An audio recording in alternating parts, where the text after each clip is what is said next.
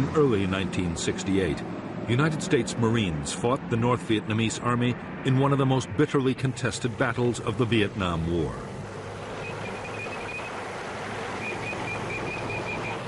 For 77 days, 20,000 NVA troops laid siege to the Marine combat base at Khe Sanh. At stake was the control of the gateway to South Vietnam.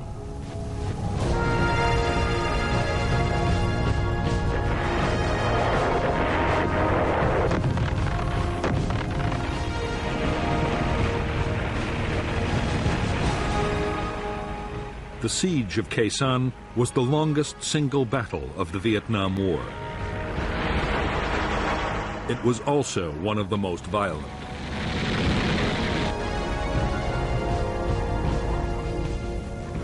There were savage artillery duels, mass infantry assaults, and fierce hand-to-hand combat.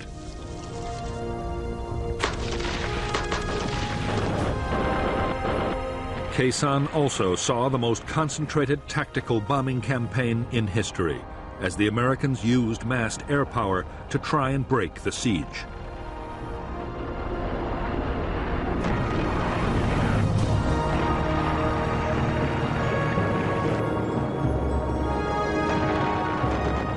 The North Vietnamese meant their attack on Khe Sanh to deliver an historic victory that would destroy the will of the United States to carry on the war.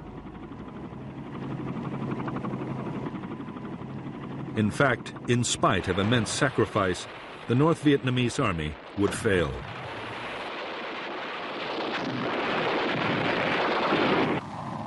After Khe Sanh, the NVA would never again take on the Americans in a set-piece battle.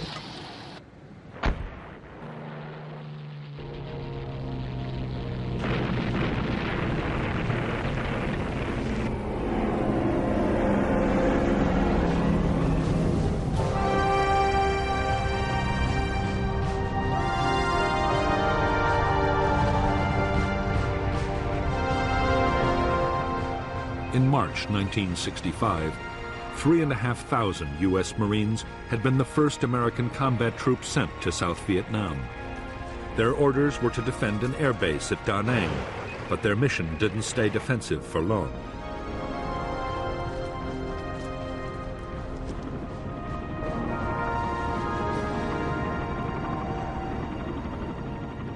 In spite of years of U.S. backing, South Vietnam was close to losing its war against communist Viet Cong guerrillas. By July 1965, Washington had decided to commit 200,000 U.S. troops to the fight, and the Marines had gone on the offensive.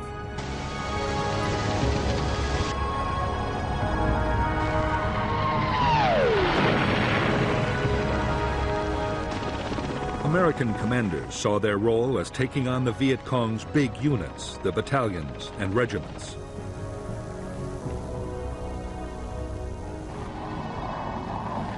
The units were well trained and had been armed with modern weapons by North Vietnam.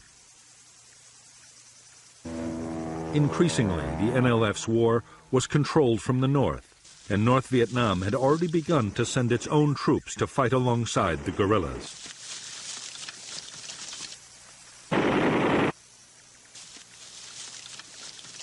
The first big battle between the Americans and the Viet Cong was in August 1965.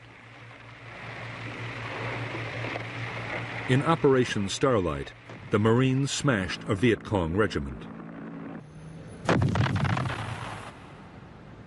In November, in the Ia Valley, the 1st Air Cavalry Division battled nearly 6,000 North Vietnamese Army troops. According to General Westmoreland, the Americans killed more than 1,200 in a storm of heavy fire.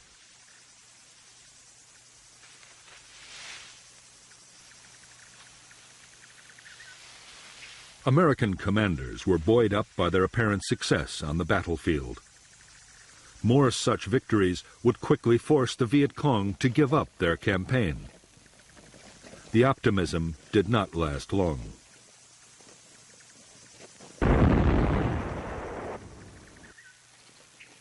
By the close of 1965, the Americans were finding it impossible to make the Viet Cong fight pitched battles. Meantime, U.S. casualties were rising fast from ambushes, booby traps, and surprise attacks.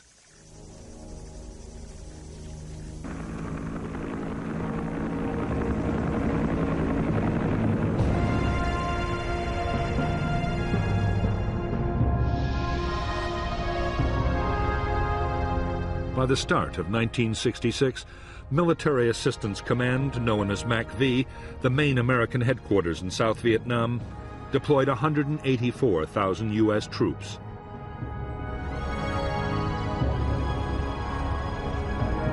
Army units were concentrated in the Saigon area, in a strip along the central coast, and in the central highlands.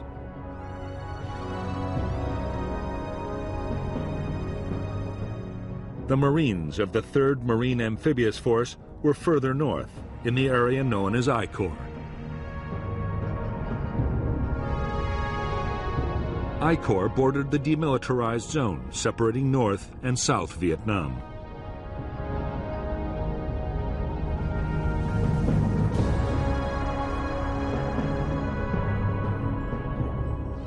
The Marines now had 3 main bases in I Corps, at Da Nang, Chu Lai, and Phu Bai, while the South Vietnamese Army had headquarters at Hue and Quang Ngai. The threat came from NLF battalions in the countryside and the border areas, the North Vietnamese Army on the demilitarized zone, and from tens of thousands of local NLF inside the heavily populated coastal belt.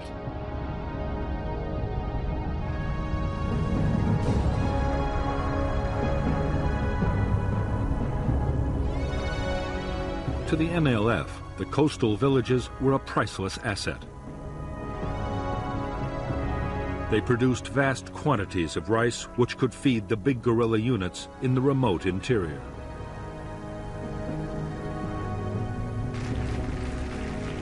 They also produced large numbers of recruits.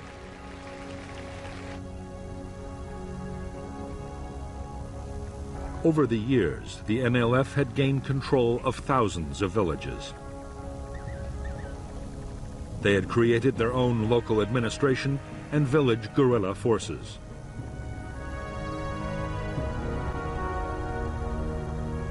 The villages also played host to the big units as they passed through on operations.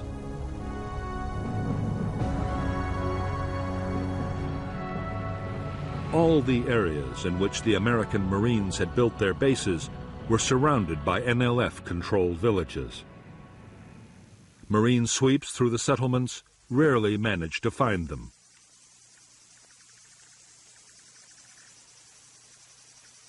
Viet Cong tactics were to pull out the main guerrilla forces and officials, leaving only snipers and booby traps behind.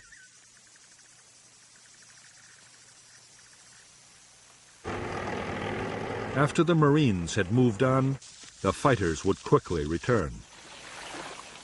For the Americans, it was deeply frustrating.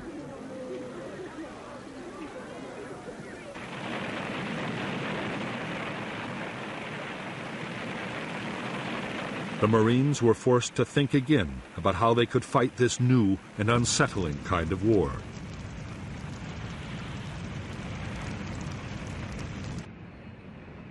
The answer the Marines came up with was a pacification program. The idea was to fight the NLF for control of the villages and to do it around the clock.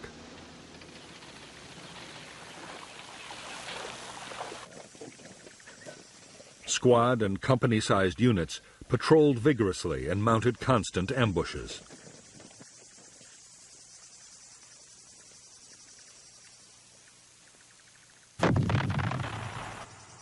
The rice harvest was protected to keep it out of Viet Cong hands.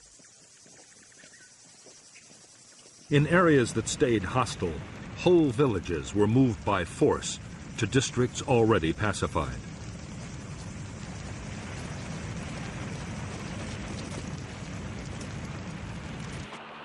The Marines' aggressive military tactics were combined with persuasion. In civic action projects, widely known as the Hearts and Minds program, villagers were given medical aid and help with economic development. The Marines claimed the policy was highly successful and helped bring more than 1 million people under government control.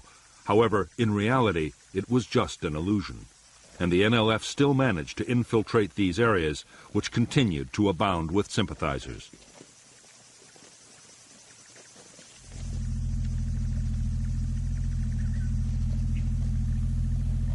The change came in mid-1966. General Westmoreland, the commander of U.S. forces in South Vietnam, had never agreed with the Marines' methods. He believed that controlling villages was a waste of highly trained and heavily armed troops. Westmoreland argued that the Marines should instead be used to pursue the enemy's big units in the remote interior.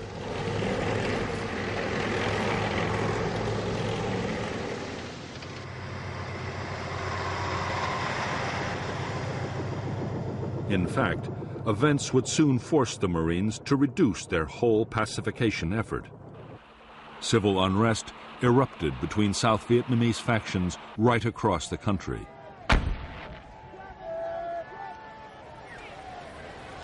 The North saw its opportunity and assembled thousands of troops poised to cross into the South. It was a threat the Marines could not ignore.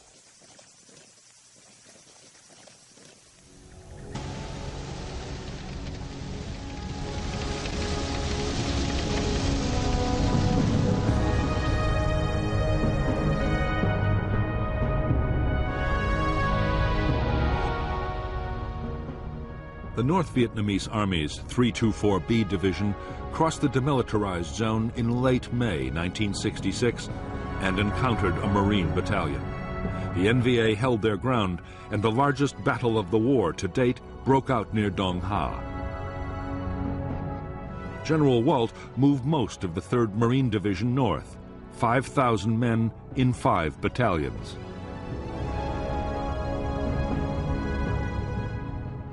In Operation Hastings, the Marines, backed by South Vietnamese Army troops, the heavy guns of U.S. warships, and the Marines' own artillery and air power, drove the NVA back over the demilitarized zone in just over 3 weeks.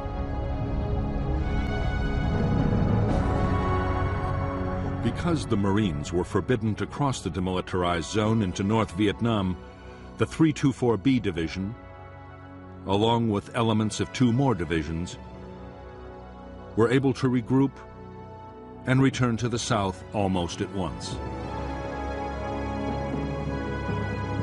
The Marines were forced to mount Operation Prairie, which tied up 11 battalions, nearly 10,000 troops, for a full 10 months.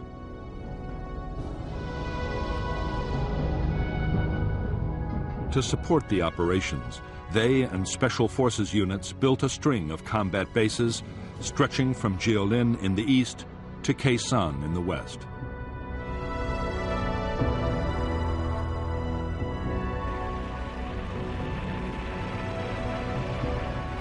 Casualties on both sides were heavy in Operations Hastings and Prairie. Although over 300 Americans were dead and nearly 1,500 wounded, it was a victory for the Americans.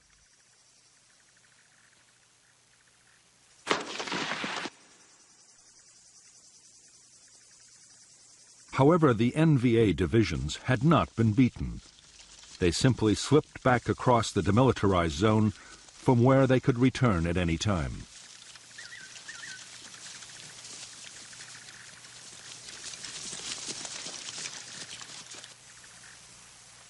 The Marines now had little choice but to keep strong forces in the area. As the Americans had expected, in the first months of 1967, North Vietnamese Army units once more began infiltrating into the south.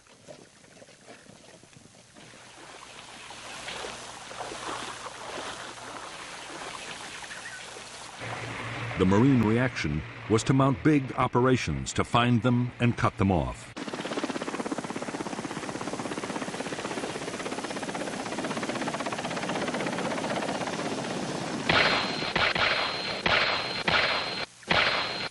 Both sides were determined to control the hilltops dominating the valley trails.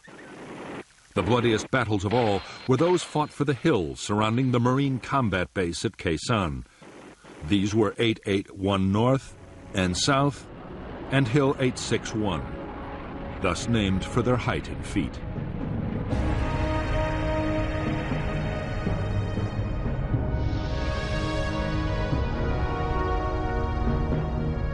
American bases below the demilitarized zone were strung out along Route 1 and Route 9. The command center was Dong Ha, while Camp Carroll and the Rock Pile were artillery bases with long-range heavy guns. On the western end of Route 9, Long Vei, a special forces camp, and the Marine base at Khe Sanh were particularly important. They dominated North Vietnamese infiltration routes into the south from the demilitarized zone and from Laos.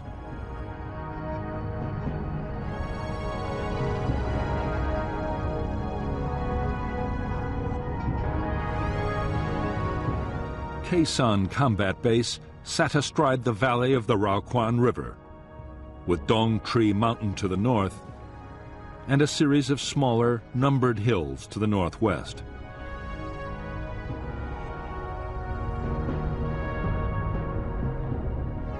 In April 1967, elements of the NVA 325C Division moved onto Hills 881 North and South and Hill 861 and stormed a signal relay station atop Hill 950. They built fortifications and placed artillery to support the main effort. An infantry assault by all three of the division's regiments, more than 5,000 men. The base at Khe Sanh had been defended by only a single company of Marines. But now, American strength was raised to 2 battalions with more artillery. By May 5th, after violent battles, the Marines had seized all 3 key hills. The battered North Vietnamese division pulled back over the demilitarized zone and across the Laotian border.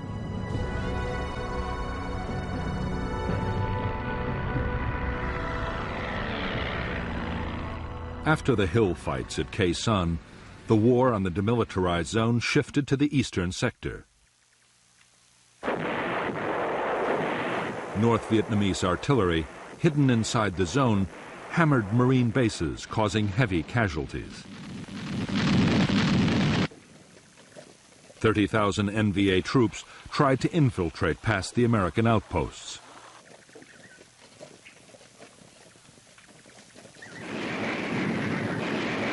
In July 1967, there was heavy fighting near Con Thien, killing 1,300 NVA troops.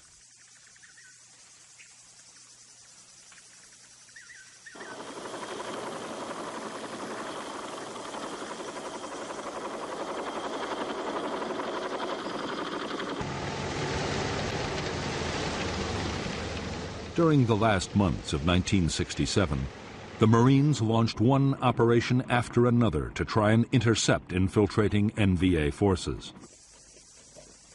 It was no easy task. The terrain was rough. There were never enough helicopters, and poor weather often shut down air operations. Meanwhile, powerful NVA units were once again massing in the hills and forests around the Khe Sanh combat base.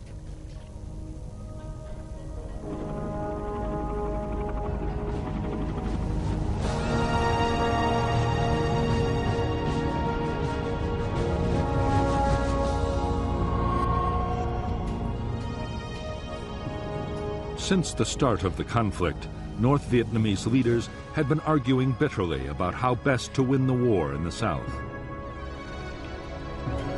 The president, Ho Chi Minh, was by now aging and in poor health, but he still had enormous influence.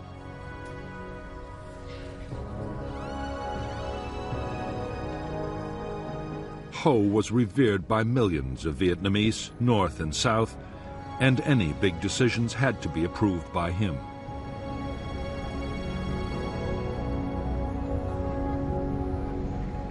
For the last 2 years, Ho had supported a cautious approach to fighting the war. But in mid-1967, he backed a new strategy pushed by powerful figures within the Politburo, including Li Tuan, the General Secretary of the Communist Party.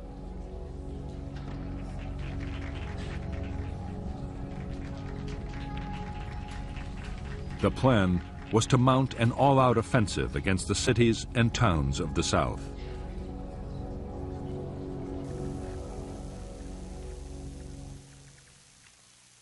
The NLF guerrillas inside South Vietnam would launch most of the attacks.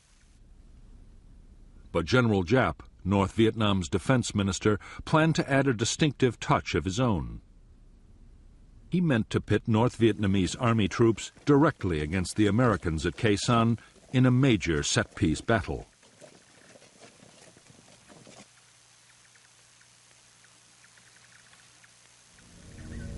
He would even direct the attacking forces himself.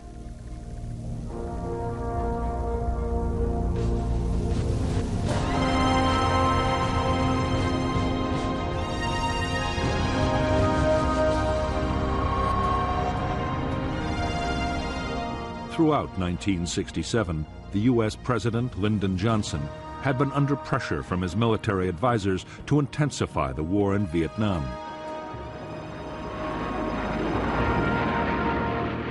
The Joint Chiefs of Staff wanted the president to ease the many restrictions on the bombing campaign against the North.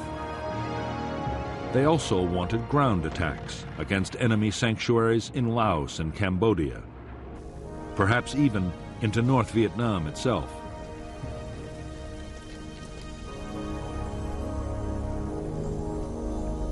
Without such measures, they could see no prospect of victory soon.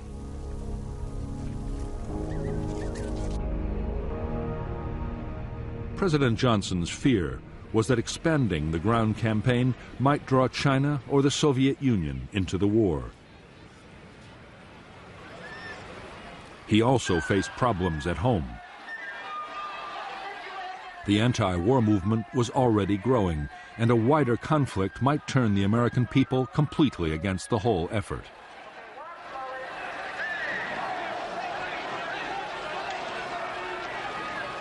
The last thing the president wanted to hear was that the communists were preparing for a major offensive. But General Westmoreland, the commander of U.S. forces in Vietnam, was warning that a large-scale attack might be on the way. Westmoreland believed that the North Vietnamese army was preparing a big push into the south, and that its first target might be the Marine combat base at Khe Sanh.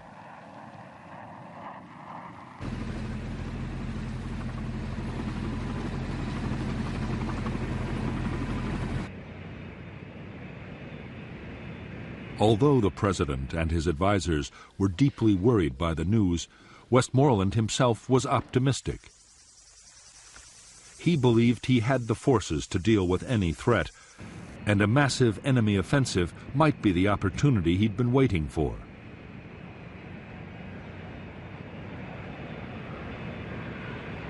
If the North Vietnamese army came out into the open to fight pitched battles, there was a real chance of a decisive American victory.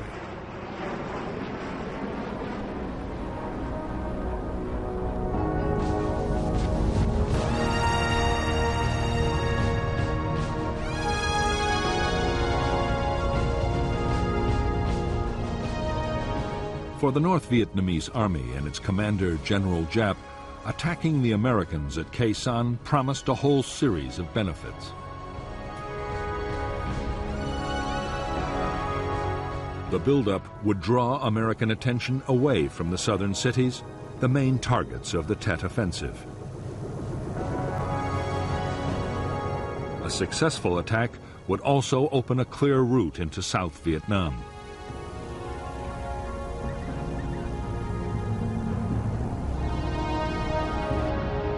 A victory at Khe Sanh might also bring another, even more valuable prize: The U.S. Marines defending the base were an elite force, and crushing them might damage American morale beyond repair. In 1954, 13 years previously, General Giap had inflicted just such a defeat on French colonial forces at Dien Bien Phu.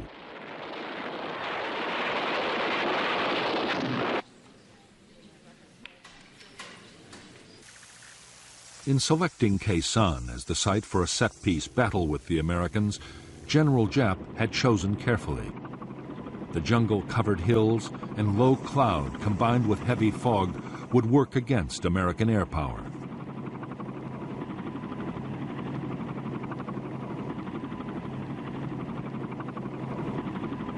And while his own troops were close to supplies and reinforcements, the Americans could be cut off from any outside help.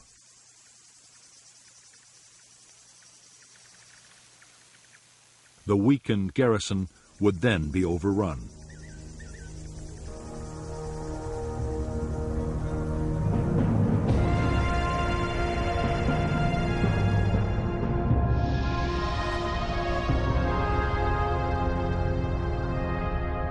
From March 1967, the Americans had succeeded in sending heavily armed convoys down Route 9 to Khe Sanh. However, in July, an attempt to get long-range artillery to the combat base was blocked by North Vietnamese ambushes.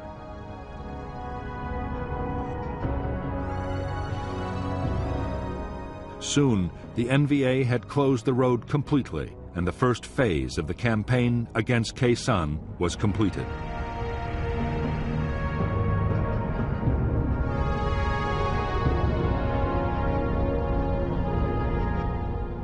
The next stage in the North Vietnamese plan was to deploy infantry north and west of Khe Sanh.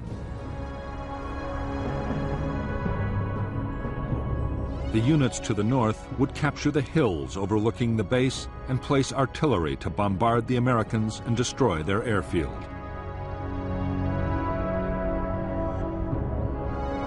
They would also mount ground attacks to create a diversion. The western units would capture Long Vei Special Forces Camp and Khe Sanh Village, and then mount a massive assault to take the Marine combat base from the south.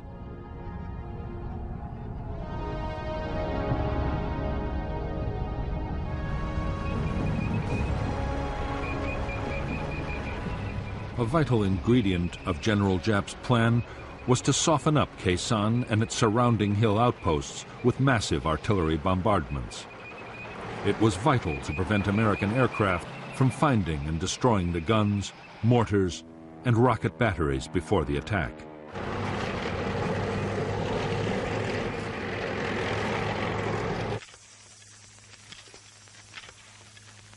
The troops made enormous efforts to protect the artillery by hiding it in caves or specially dug pits.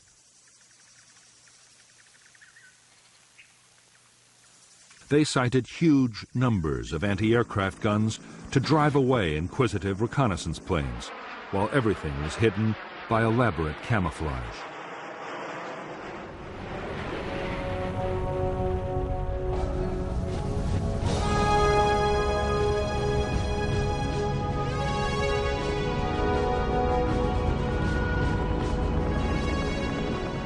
From the start of the war in Vietnam, U.S. military commanders had believed that the best form of defense was to attack in strength. When reconnaissance detected a large enemy force, U.S. troops would be helicoptered in to surround and destroy it. Although they often flew straight into an ambush, in the main the strategy worked.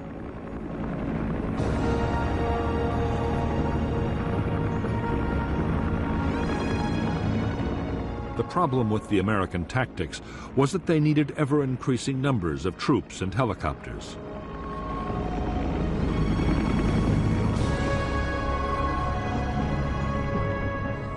In Washington, Robert McNamara, the Secretary of Defense, worried that the constant demand for more men would eventually destroy public support for the war.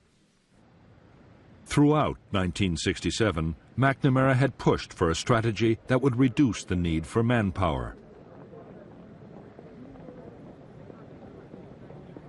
One proposal in particular McNamara adopted enthusiastically. The idea was to clear a line along the demilitarized zone and build an electronic barrier to stop enemy infiltration from north to south. The plan, called the Strong Point Obstacle System, was expected to cost $1 billion. To U.S. troops on the ground, it made no sense. They christened it McNamara's Line.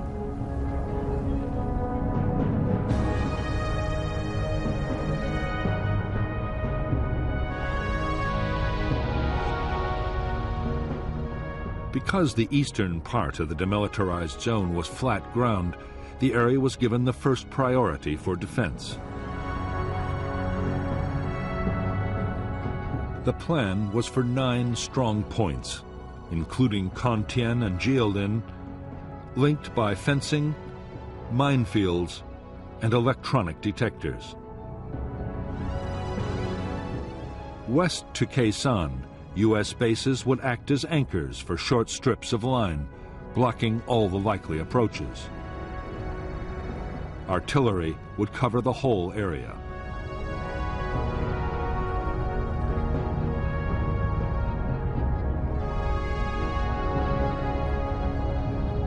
By the end of 1967, the eastern part of the Strong Point Obstacle System was almost complete.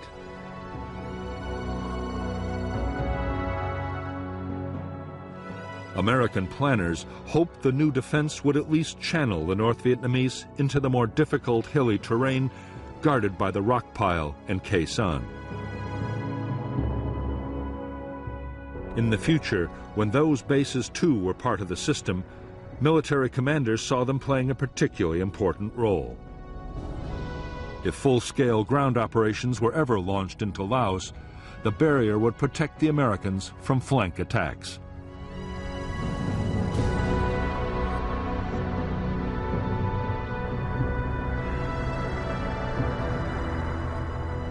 The Strong Point Obstacle System was deeply unwelcome to U.S. commanders in the area. Building just the eastern part imposed a heavy burden on the Marines. The line was soaking up vast amounts of material and manpower, restricting offensive operations. Worst of all, the construction work and the transport supplying it were sitting targets for North Vietnamese gunners.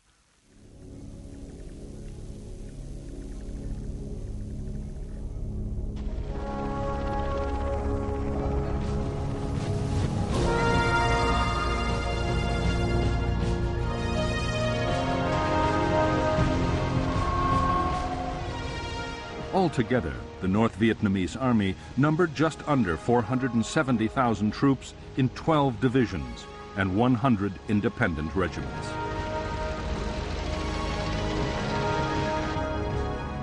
There was also a small navy for coastal patrol and an air force to defend against American bombing raids, together with an air defense missile force.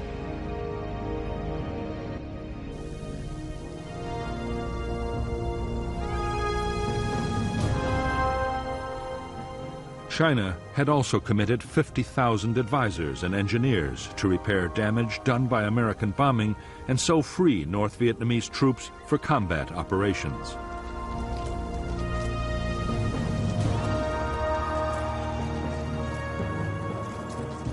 By now, the NVA had taken over all military activity in the northernmost parts of South Vietnam, and 102,000 NVA troops were available to fight in the south. All the same, the planned Tet Offensive was not meant to depend heavily on the Northern Army.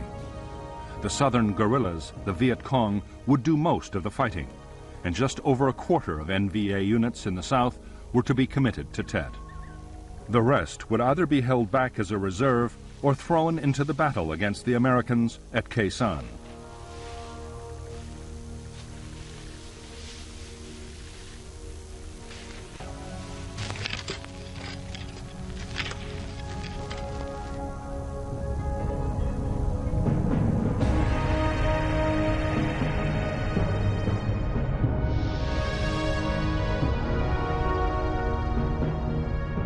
By the start of 1968, the North Vietnamese Army had more than 40,000 men positioned near the border with South Vietnam.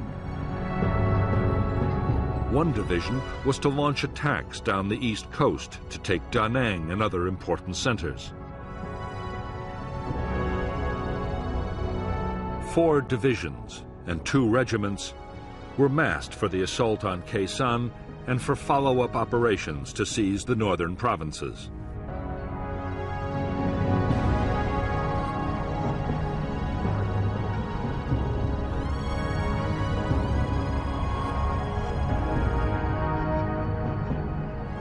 North of Khe Sanh was the 325C Division, with 3 regiments and a battalion. The elite 304th Division was south of the base. The besieging forces were supported by 3 artillery formations and anti-aircraft units, while a regiment handled resupply from the north.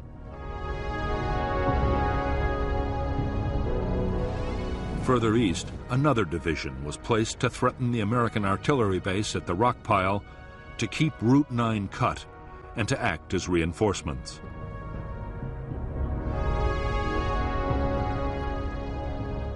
A small number of tanks were also positioned west of Long Vây.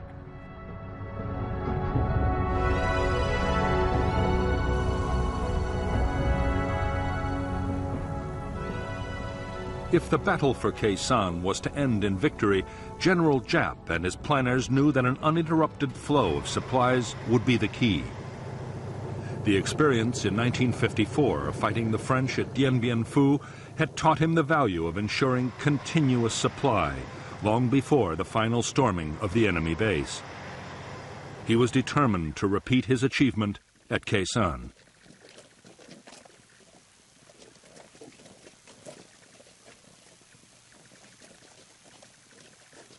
To get ammunition, food, and materials to the forces attacking Khe Sanh, Giap ordered the building of 2 new roads.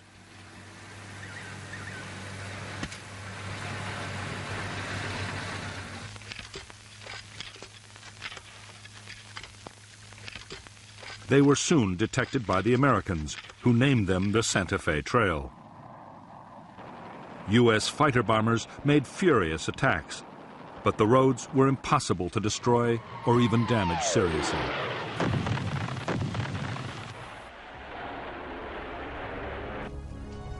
The Santa Fe Trail was heavily camouflaged and fully equipped with bunkers, storage depots, and way stations. The roads were protected by heavy anti-aircraft cover. Already, supplies have been built up near Khe Sanh for between 60 and 90 days of sustained combat.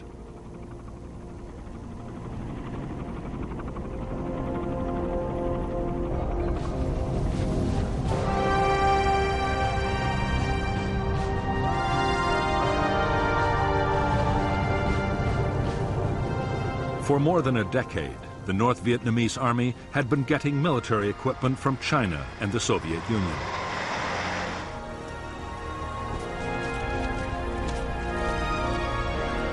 The best NVA divisions were extremely well armed. The rugged and effective AK-47 assault rifle was perfect for the harsh battlefield conditions of Vietnam.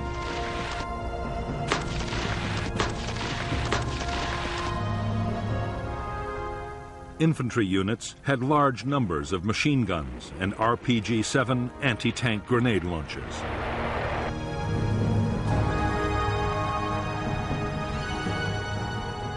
The main defense against American air power for the troops around Khe Sanh was the Soviet K-38 heavy machine gun. Near special installations, the NVA anti-aircraft units were armed with 37mm anti-aircraft cannons, a menace even to the fastest American jets.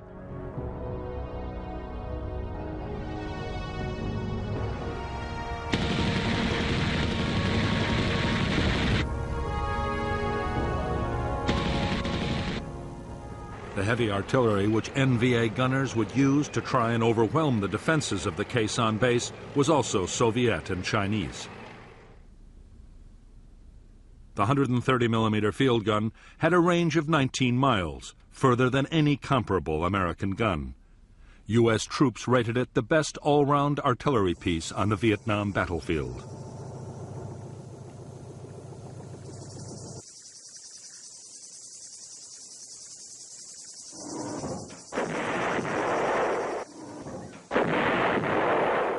The guns would be reinforced by huge numbers of rockets and heavy mortars.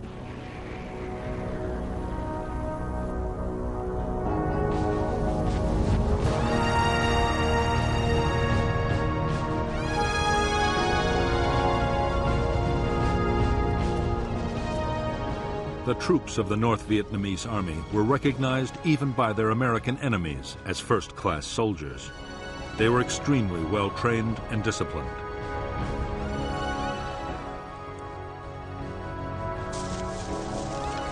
They were skilled in tactics, and their morale and determination often seemed to the Americans to border on the fanatical.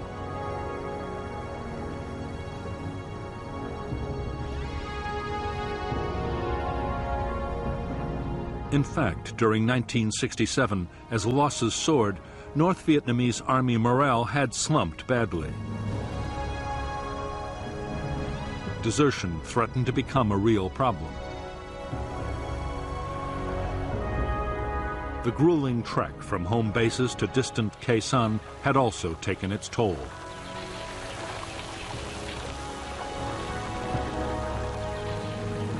American bombing was a constant danger, and diseases, particularly malaria, were rife. Most of the NVA soldiers who were massing to attack Khe Sanh were from the coastal lowlands of North Vietnam and found life a misery in the sodden, insect-infested jungles, as did their enemy.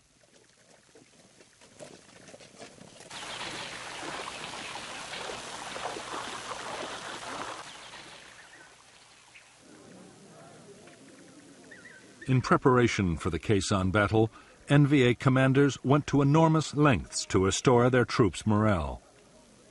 Cultural groups were sent on the long and arduous journey to the front to entertain the troops.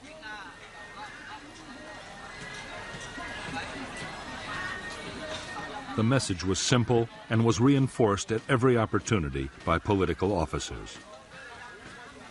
The coming campaign would deliver the victory they had hoped for so many years.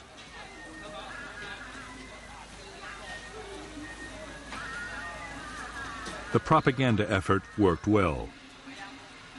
In the final weeks before the offensive, desertions from the North Vietnamese Army fell dramatically.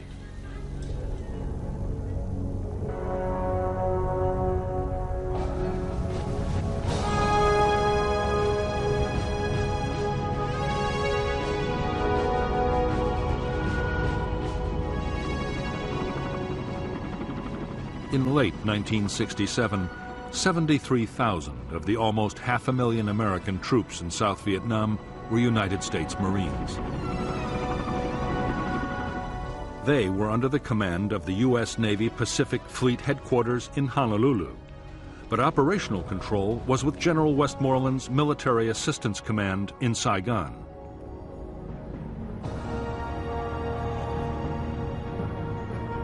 From the start, the independent status of the Marines had led to friction.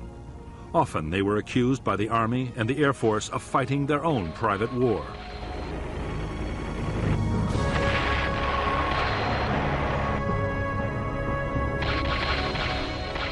Since Lieutenant General Robert Cushman had taken over as Marine Commander in June 1967, he and Westmoreland had argued continuously over how the Marines should best be used.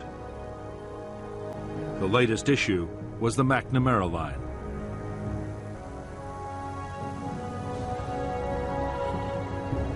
The idea was strongly opposed by the Marines, but Westmoreland had become a strong supporter.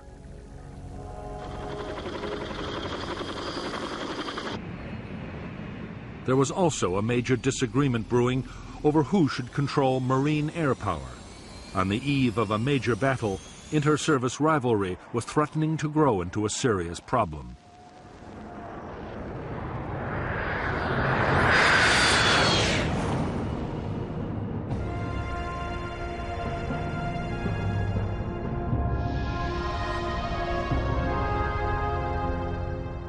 American units in I Corps were commanded by the 3rd Marine Amphibious Force with its headquarters at Da Nang.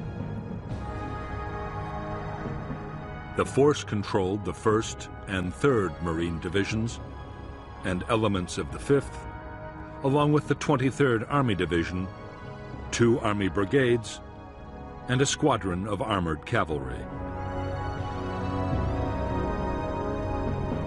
The South Vietnamese Army deployed 2 divisions and an infantry regiment in I Corps, and there was also a brigade of Korean Marines.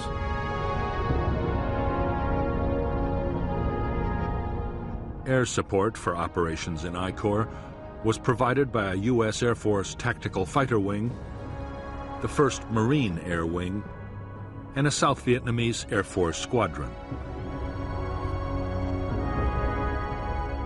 U.S. Navy aircraft were stationed on the carriers of Task Force 77, while 3 wings of B-52 bombers were also on call from Thailand and Guam in the Pacific Ocean.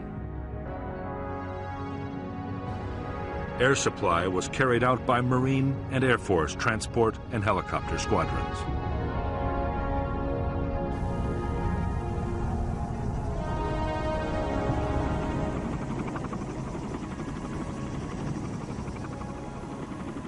As more than 100,000 men, half of all U.S. combat units in South Vietnam, had been concentrated in I Corps, the supply system had been strained to the limit.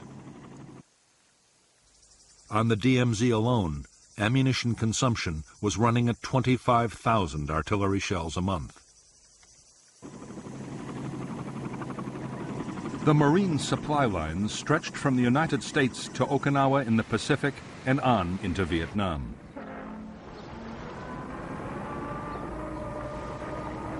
The U.S. forces required 21,000 tons of food, ammunition, fuel, and general supplies daily. As a result, there was a constant stream of ships and air freight into Da Nang.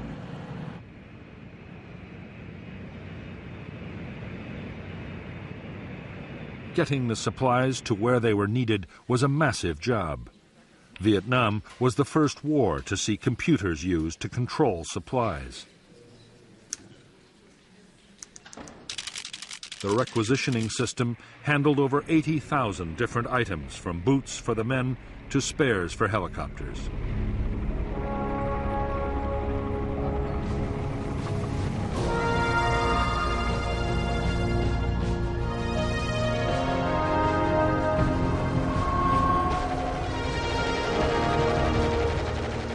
Just like their North Vietnamese enemies, the Marine infantry would depend in the coming battles on supporting firepower.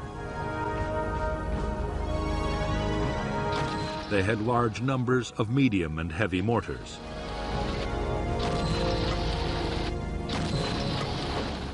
The Marines would also make good use of 106mm recoilless rifles. The M40 had been designed as an anti-tank weapon, but it was also highly effective against bunkers and trenches.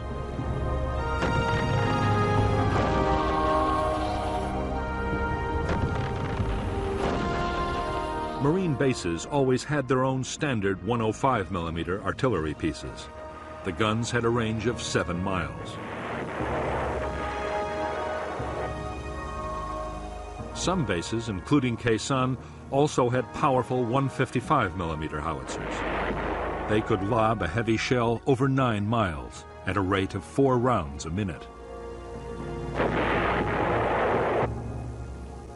The base could also call in supporting fire from the Army's huge 175mm self-propelled guns.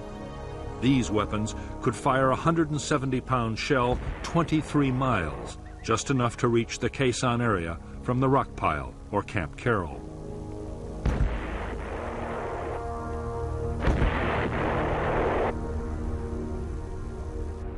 Support from aircraft was much less reliable than artillery. Air operations could be shut down completely by bad weather. But in the right conditions, fighter bombers could bring devastating firepower to the battlefield. A-4 Skyhawks, operating from carriers in the Tonkin Gulf or from marine airfields, could be over the Khe Sanh area in less than 30 minutes with 1.5 tons of bombs.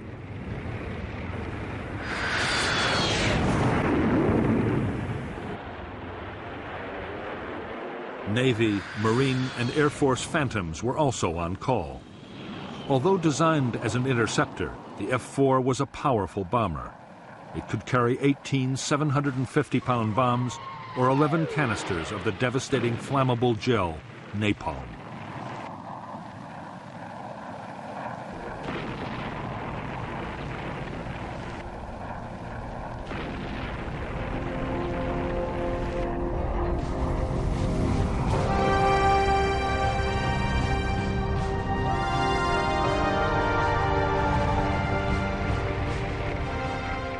As an elite formation which could attract recruits of the highest quality, the United States Marines had for years been an all-volunteer force.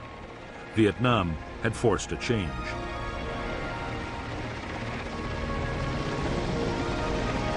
Restricting tours of duty to 13 months and the steady accumulation of casualties meant the Marine Corps had to take in draftees. Around 20,000 men had been drafted in by the end of 1967.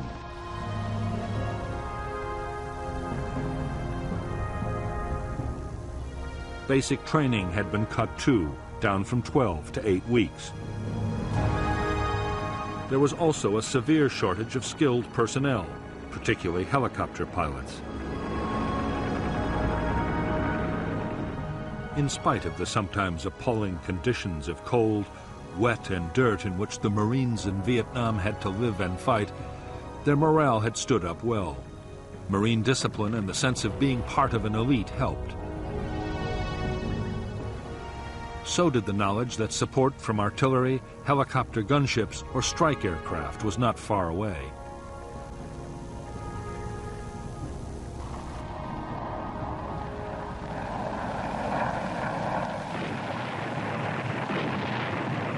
But nothing helped the morale of the men as much as the superb medical evacuation and treatment system. After emergency treatment by a medic on the spot, a wounded man could expect to be picked up by medevac helicopter in less than half an hour.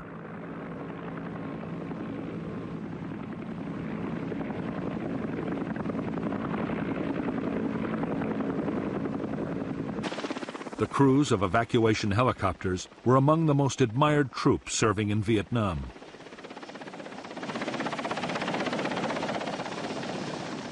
The pilots would go to extraordinary lengths to get wounded men away, even under heavy fire.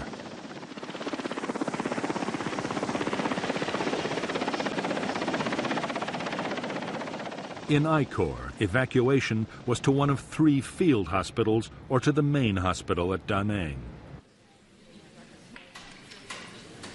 There were also 2 fully equipped Navy hospital ships, each with more than 500 beds. So effective was the Marine medevac system that 99% of evacuated Marines survived their wounds.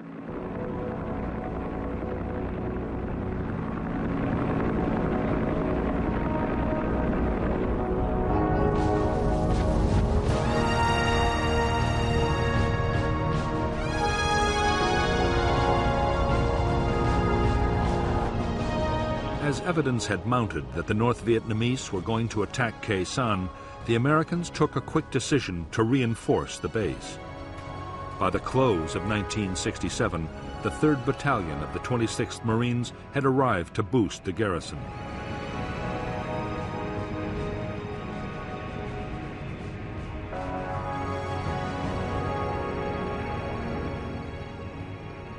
New bunkers, quarters, and perimeter defenses had to be built fast. Building materials that were meant for the McNamara Line were quickly diverted to Khe Sanh. Only days after the new Marine unit had arrived at Khe Sanh, it launched a major search and destroy operation towards the border with Laos. The Marines discovered North Vietnamese weapons caches and fresh trails. but not a single enemy soldier opened fire. Unknown to the Americans, the 30,000 NVA troops all around were under strict orders to avoid all contact.